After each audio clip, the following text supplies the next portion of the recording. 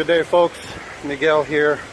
I'm enjoying a beautiful day outside, and I've had some thoughts going on in my head and some feelings that I wanted to share about this controversial discussion. Is the Earth a globe, or is the Earth flat? So I wanted to touch on a couple of very, very important things in regards to determining what is real versus what is not real, what is observable versus what is not observable, what is true versus what is false. So, in regards to a debate, two opposing sides come together with their opposing arguments. And each side, whether it's the globe or the flat earth, offers their arguments to support their case. And normally in this reality, in deciding who is the victor of the argument, the party or the side that has the most compelling evidence, that has the most credible argument, is the one that wins. Correct or not? So, what is a credible argument? What is a valid argument? What consists of a valid argument? Well, what consists of a credible argument is one that is based on facts. And what is facts is what is plain as day obvious, what you can witness and observe yourself, what is verified. And what is not credible, what is not a valid argument, is offering wild theories and speculation, beliefs that aren't founded on factual data or observable science. Even the person himself, herself, who is presenting the data can be not credible. So someone that is proven to be a liar, previously, multiple times, well, already, when they already come to the table, that person has already lost credibility because they've proven time and time again to be a liar. Someone that has no experience in something, in a topic, let's say, I want to talk about brain surgery, and I'm not a brain surgeon, so already I'm lost my credibility because I'm talking about a topic I have no clue about, I have no experience in. So these are examples of what is not a credible argument versus what is credible, what is real, what is true, what is factual. Now, in regards to determining what is truth, we have what is called the scientific method. And the scientific method is a great tool of deciphering this reality, what is true versus what is false, of gauging how things work, why things work, what things are. So in order to determine that, the shape of the Earth is the big question, the big argument. And by the way, if you think it's not an argument, you're entirely wrong, globe defenders. So the fact that there are millions of flat earthers out now, people that have awakened to the flat earth truth, is already evidence that this is actually a discussion. We are talking about this because there is actually an argument, valid argument on the table with factual data and evidence to support the flat earth. Now, the globe earth has, some substance. There's certain things about it that do make sense. Obviously, they have engineered it that way, but make no mistake, not one person has come to the table in this whole argument with observable evidence of things like space, axial rotation of the Earth, things like motion. 66.6 thousand miles per hour has not been proven. Neither has it been felt, neither has it been seen. Things like planets and stars being millions and trillions of miles away or light years away, no one has observed this. Things like gravity, no one has observed or measured or calculated this. What we have is numbers drawn on a piece of paper, on a chalkboard. What we have is hearsay. What we have is photo images, inauthentic photo images. So what we have is CGI renderings. Photoshop, GoPro fisheye lens. All of this is hearsay. All of this is manufactured evidence. It's not real evidence. Real evidence is what we can test, verify, demonstrate, all right, replicate, and observe with our own eyes and feel with our own sensory organs, right? So I'm sitting here now and I feel no motion of the earth, allegedly traveling at 66,000 miles per hour, allegedly hurling around the sun that is also simultaneously traveling at 450,000 miles per hour. Ridiculous, ludicrous speeds, and we don't feel a thing. So they obviously made up a theory of gravity to counter that, the conservation of momentum, right? We're inside a closed area, space, so that you don't feel that stuff, because you know, when you're in an airplane, you know, I can walk up and down the aisles and I don't spill my drink because I'm inside of an airplane, or I'm in my car, I don't feel the motion. Well, guess what? That car and that airplane has a barrier on top that separates you from the pressurized environment, from the non-pressurized environment, from the vacuum of space, from the atmosphere, the gaseous body. So even if the Earth was a globe, you'd have to have a firmament barrier of some sort to demonstrate the difference between a non-pressurized atmosphere and a pressurized atmosphere, right? When you're looking at a tire, there's a pressurized versus a non-pressurized on the outside. So something has got to separate those two. So this is what I'm talking about observable evidence. So I want to bring your attention here to this situation we have here, which is a water fountain. We've got us a globe and we got us a flat plane.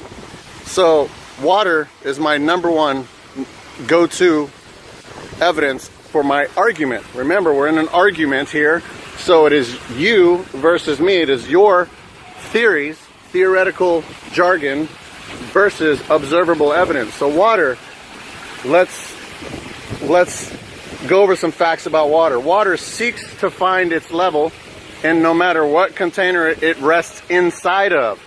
However, water also takes the form of whatever container either it's inside of or the form of whatever shape it's going over the top of. So here we have a globe, and water is forming to the shape of the globe because it is in motion. So the difference between the water leveling off flat in a standing water situation and a vessel where it's being held, the water levels off flat here. And on top of the globe, the water has to be in motion for that to happen. So water isn't standing water. It's not standing there in this position. Let's just say this is the, you know, the Gulf of Mexico right here, or the Atlantic Ocean, you know, right here. The water isn't on this example, is not just sitting there. It's sliding off, obviously, right? So if I was on a ship right here, I'd be getting thrown around the globe. Okay, hold on. I got your rebuttal, your gravity, right? So let's just pretend gravity is pulling everything to the center of this globe, and gravity is holding all of this water into its position. Let's pretend that's a real thing. If that's true, then I should be able to observe from orbit, from the ISS, I should be able to observe this curve of water. You get that? The water should curve like this over a ball. And obviously you can see how fast it's going over the ball, so obviously our oceans aren't doing this. So the size comparison of this globe to the Earth at 25,000 miles in circumference, the Earth would be shooting the water so fast that it would be covering the continents. We would constantly be having tsunamis over every continent if it was doing that. So we'd all be drowning in water, essentially. So they conveniently turned off the globe water experiment right after I was done talking about it. So pretty awesome that happened. So here we go, we got flat water. So this water here levels off flat. In every vessel, every container that ever existed on the face of the Earth in history and time, whether it is a glass, a bowl, a bathtub, a swimming pool, a lake, or an ocean, water levels off at the top. At no point in the history of the natural physics of water does the top of the water from this point to this point curve. At no point does the water bulge on the top like you see here, because that's called a bulge of water. You've got a vessel container holding this water in like so. Even if it was a globe, you'd have like a deep trench or a valley holding this water in. The water would still have to level off flat from there to there. So regardless if your gravity theory is pulling it all in, you'd still have to observe a curve like that, and you don't do that. So laser experiments disprove the globe. This water alone disproves the globe. You pour water into a cup, it becomes the cup. You pour water into a teapot, it becomes the teapot. You pour water into a fountain, it becomes the fountain. Until the water goes over the vessel and it then falls down. The water has now fallen down and taking whatever its shape while it's in midair. So we're not talking about water that's in midair, water that's going around the exterior of an object in motion. We're not talking about surface tension that you get when you're holding a glass of water and there's a tad bit of surface tension on the top. We are not talking about that. I'm not talking about the curve of a droplet of water. We're talking about tens of thousands of gallons of ocean water spanning from one coastline to the next coastline. You take a laser from this end to that end, you will measure the very top of this water as flat and level. You take a laser from this end to the other end, same way. No matter what coastline you are, no matter what lake, the Great Lake of Michigan, from Michigan, you can visually see the Sears Tower and the Chicago skyline. That is the instant globe destroyer right there. This is a fact. It is not a mirage, it is not an illusion. You can visually see across the Great Lakes from Michigan to Chicago. How, if we are living on a ball, can I see from one end of the lake all the way to the other end, or the ocean, you know, if it's a ball? A ball has a drop, so we would be on top of this ball looking out, straight out. So we'll use that building as reference. If I'm on the ball looking straight out, my horizon is this. That's the horizon line. It is not a curve-izon. Everything that we see on this flat plane is visible with our eyes. And the fact that you can see the islands of Hawaii from the other island of Hawaii 100 miles away is observable evidence that we are not on a globe. So globe defenders, the ball is no longer in your court.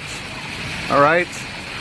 You cannot ever prove in a demonstratable experiment, you cannot demonstrate standing water inside of a vessel bulging on the top. It does not ever do that. It will not ever do that. Water is flat. Therefore, the earth is 70% flat, level water.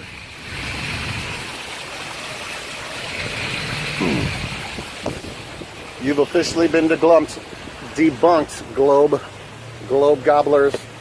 The argument is over. Your argument is invalid because you have no observable evidence. Thank you for tuning in.